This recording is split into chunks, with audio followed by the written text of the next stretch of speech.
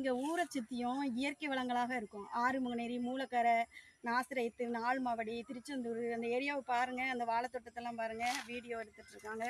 மெரிட்டா madam, அதான் merit milk, அவங்க வந்து எடுத்துக்கிட்டு இருக்காங்க. நான் பேசிக்கிட்டு இருக்கேன்.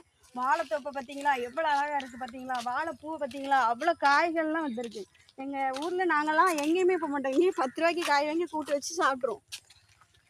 உளுந்து, இப்போ உளுந்தை வந்து மேடை எடுத்துக்கிட்டு இருக்காங்க.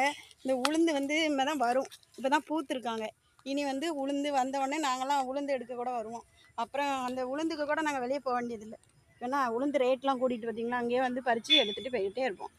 இதுதான் எங்கள் ஊர். எந்த தண்ணி தட்டுப்பாடு எதுவுமே எங்கள் ஊரில் வராது. பனங்காடு இருக்குது. பனைமரத்தில் நிறைய பயன்படுது. பனைமரத்துலேருந்து பயணி அப்படி எடுப்போம். கருப்பட்டி, பனைமரத்தை வந்து சொல்ல வேண்டியதே இல்லை, அவ்வளோ நன்மைகள் இருக்குது. அப்புறம் அடுத்தது